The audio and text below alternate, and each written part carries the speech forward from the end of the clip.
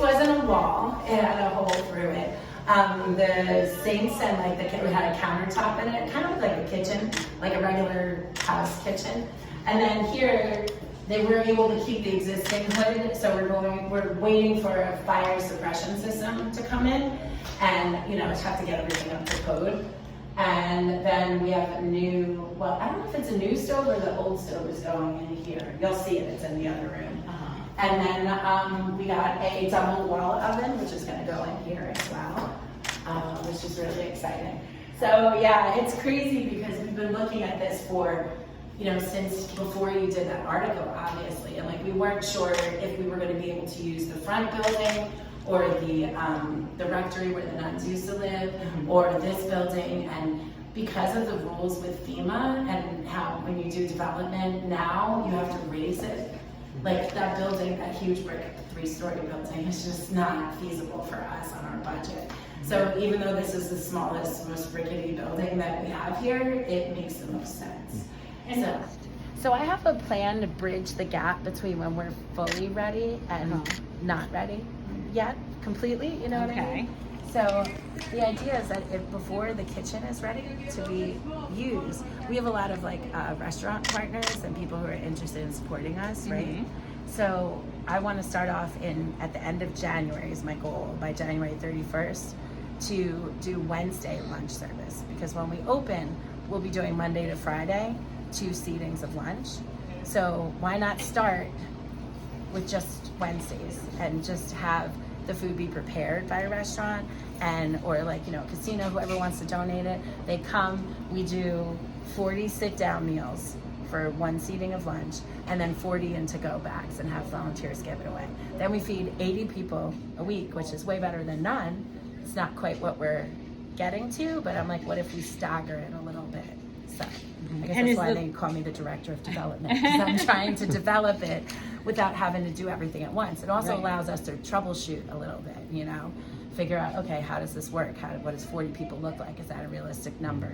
That kind of stuff. So this location was provided for us by the CRDA, and it was after a long process of negotiating with them and with the city about where we'd be. We can't be in the tourism district, and the city really didn't want us in the neighborhood. So this was the compromise after 25 years of negotiating. And it was a dream of the former priest who worked here, Father Paul Wise, that Sister Jean should be located here. And Paul and I spoke about it years ago.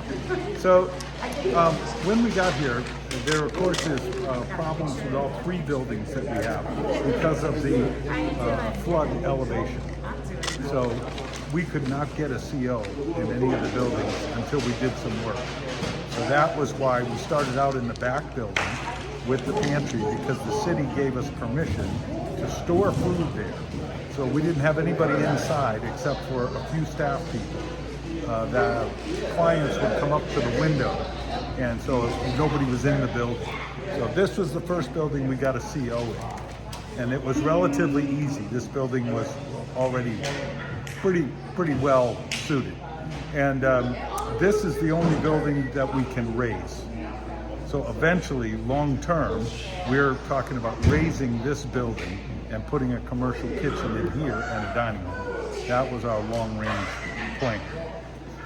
Unfortunately, the back building is architecturally not sound enough to be raised. It's ceramic or cement block, and there's really not much of a foundation under it, but it did have a kitchen.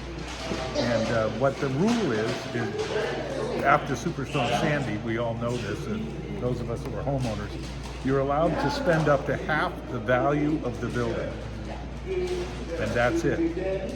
If you spend more than that, you must raise the building to flood elevation, and you must go by new code. And that would be impossible in the backyard. So we got an appraisal, and the city construction office was very helpful in guiding us through this, and we spent just enough to be able to put the kitchen in. What is the amount? It was about $88,000. So you've had to do all this. Well, we haven't spent all of that. We've spent, at this point, 65,000 getting the kitchen ready. We were given a grant by the Community Food Bank of New Jersey. First, a $50,000 grant was to help us build capacity, and then they gave us another grant to help us offset the cost of the kitchen. So Another 50?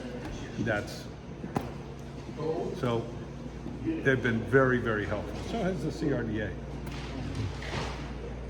And they paid our development costs, and they paid off our mortgage. Who, the CRDA? Yeah. That was a number of years ago. Yeah.